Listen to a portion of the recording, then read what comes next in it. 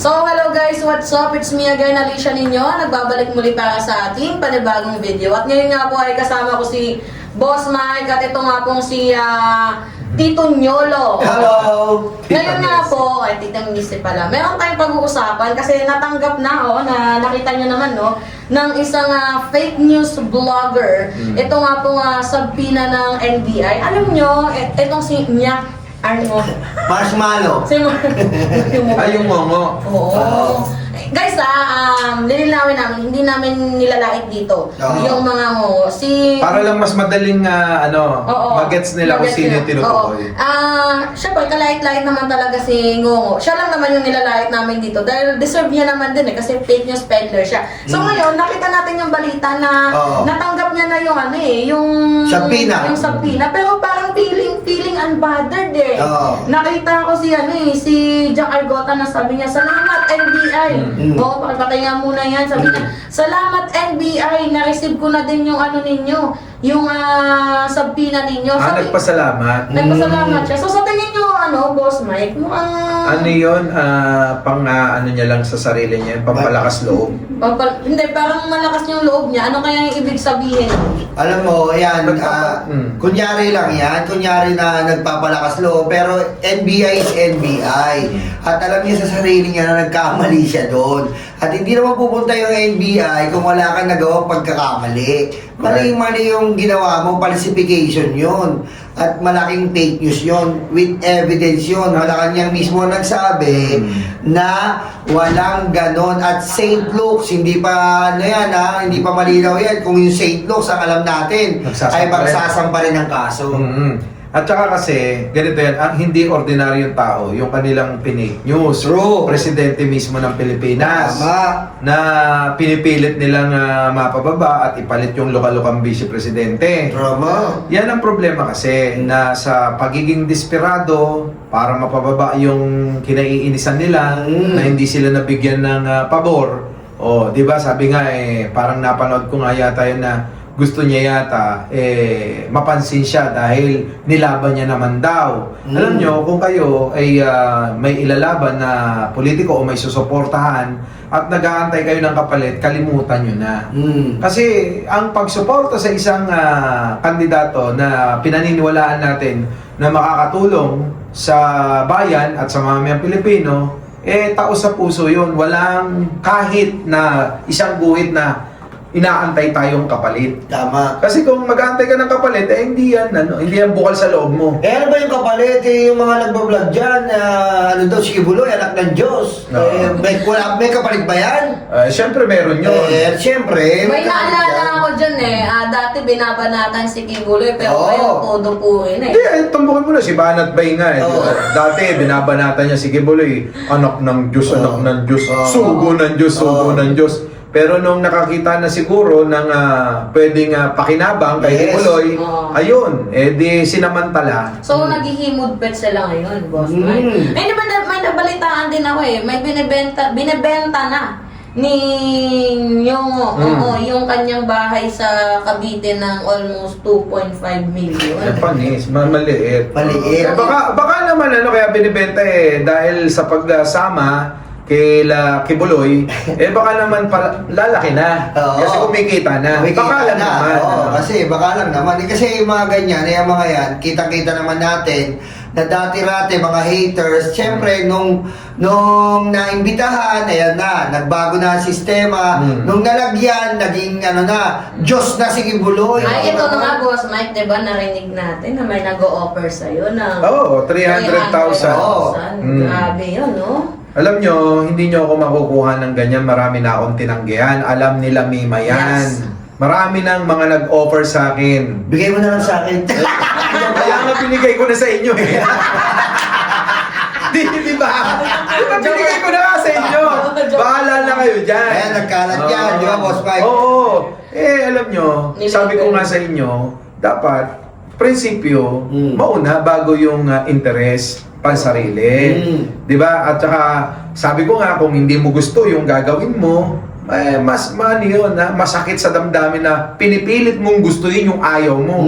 Para kang pinapakasal sa isang babae na hindi mo naman gusto. Ngayon, boss, may tanong ko, dahil malaki yung offer sa'yo, 300k, ano ba yung lyrics ninyo sana? Hindi ko na tinanong. Ayun naman, in fairness naman, kasi nung narinig ko na yung pera, ano na yun, matik na yun eh. Na magiging pag-aari ka na nila sa mga prinsipyo mo. Pero pagtatanggol yun sa kabila, pero baliktad. Ako tingin ko sa sarili ko, sa pagkaunawa ko, ganun talaga yon. Hindi naman po pwede na magbabayad sila ng 300 tapos wala kang gagawin. Oo, hindi naman pwede yun. Siyempre, may kapalit yun. Yung iba nga dyan, di ba? Yung iba dyan, kita mo, ang sabi nila, kung hindi lang nakulong si Kibuloy, hindi sana lumindol at bumagyo. Kinulong nyo kasi si Pastor Kibuloy. Anong klase mga vlogger yan? Nakikiayon na sila sa naratibo ng mga kulto. Oo. Kultong-kulto yun eh. Naku, boss, Alam mo, makadaan tayo dyan. Hindi, totoo. Ang mga ganyang mga pangyayari, sakuna, bagyo, lindol, tulad niyan, ang Diyos lang ang nakakaalam. Tama. Walang sino man. Kaya kung sasabihin na alam ni Kibuloy na magkakaroon ng bagyo at lindol, dapat siguro sa Quiapo na lang siya manghula. Tama. Di sana naramdaman niya din na siya makukulong din pala, di ba? Mga minamahal. Kaya abangan nyo po yan. Abangan nyo po yan.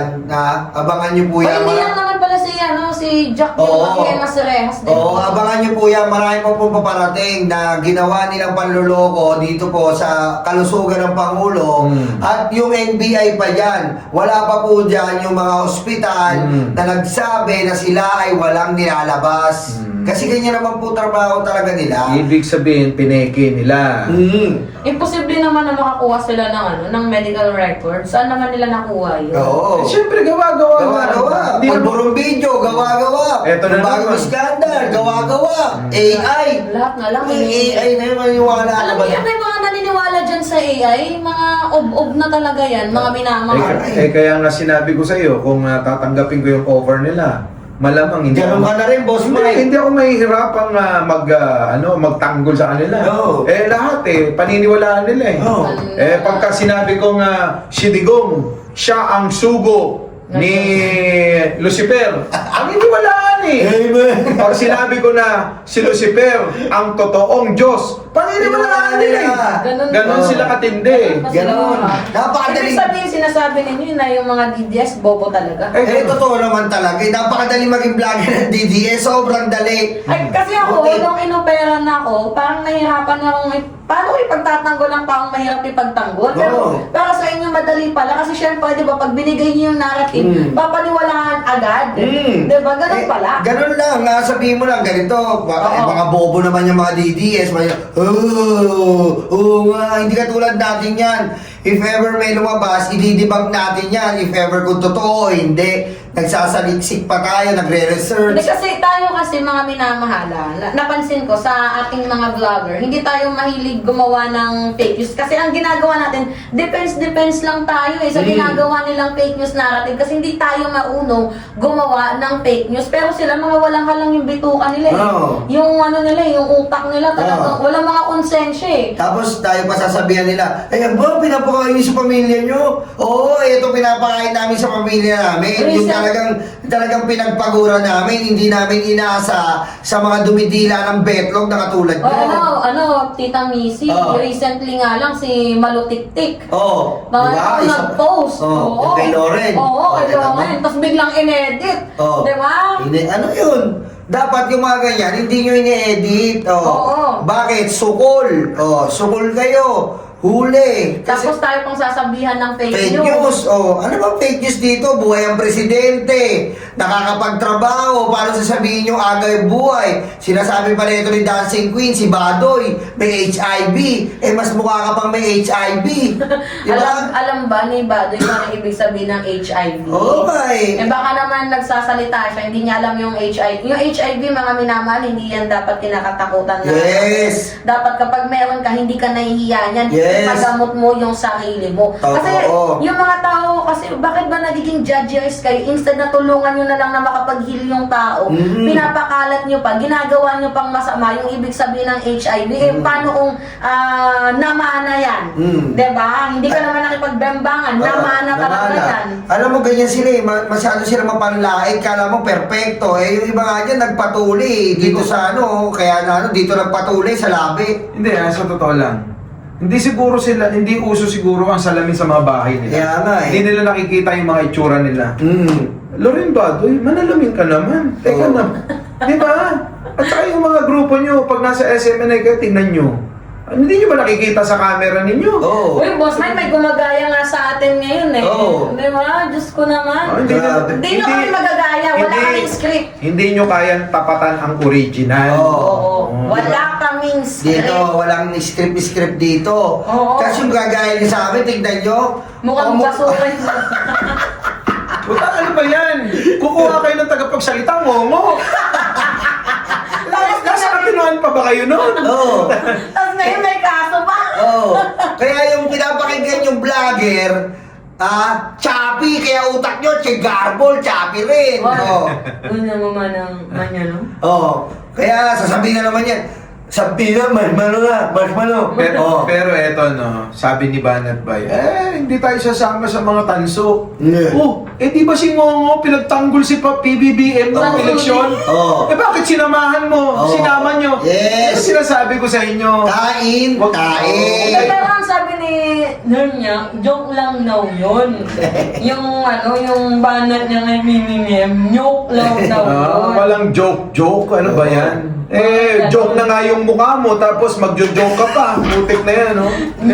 Joke lang daw yun. Sorry kayo sa mga binggador. Hindi kayo lalagpas dito. Yeah. So, yun po mga minamahal. Maraming salamat po. Konting talakayan lang to dahil kami po ay mayroon na pong lakad. It's me again, Alicia ninyo. Kasama ko po si... Siyempre, Mike Cervera po. Yan. YOLO!